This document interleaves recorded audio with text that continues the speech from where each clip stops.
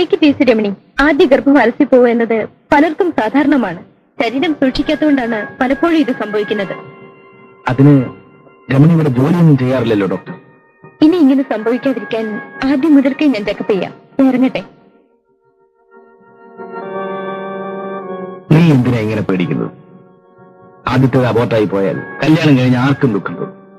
പക്ഷെ ഇത്ര ചെറുപ്പത്തിലെ നീ ഇങ്ങനെ വയറൊന്ന് നടക്കുന്നത് കാണാൻ എനിക്കിഷ്ടം. എന്തോ അതിനുശേഷം ഞാൻ ഗർഭം ധരിച്ചിട്ടില്ല. ആ മോഹം അങ്ങനെ തളർന്നു പോയി. Hello, 231 here. Hello hello.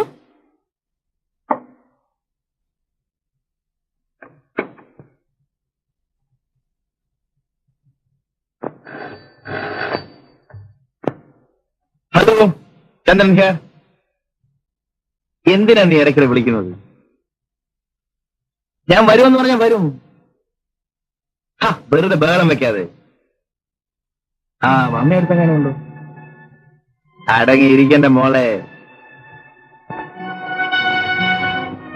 എടാ നായിന്റെ മോനെ, ഞാൻ പറയുന്നത് കേൾക്ക്. ഞാനിപ്പോ പുറത്തേക്ക് ഇറങ്ങുകയാണ്. കുറച്ച് പർച്ചേസ് ഉണ്ട്.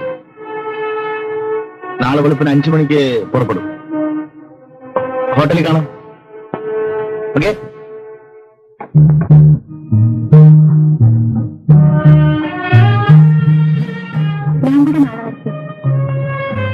അവിടെ പ്രത്യേകിച്ച് കാണാനൊന്നുമില്ല. ഞാൻ മീറ്റിംഗിന് തിരക്കിലായിരിക്കും.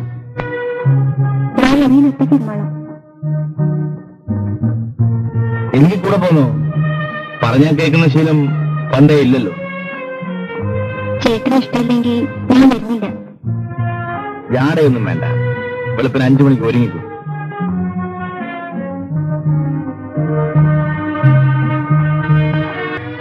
ആ സാരി വേണ്ട, വേറെന്തെങ്കിലും എടുത്തു. ചേട്ടന് ഇഷ്ടപ്പെട്ട് വാങ്ങിയതല്ലേ, എനിക്ക് ഇതാ ഇഷ്ടം.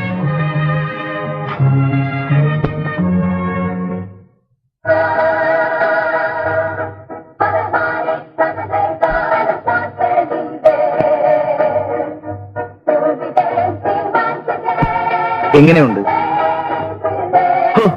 ദൈവങ്ങളുടെ ഒരു ഭാഗ്യം. നമുക്കവിടെ പോയി അതുപോലെ വയ്ക്കാം. എങ്കിൽ വേണ്ട, മുറിക്കകത്ത് പോയി അതുപോലെ വയ്ക്കാം. എപ്പോഴും ഈ വിചാരം മാത്രമേ ഉള്ളൂ.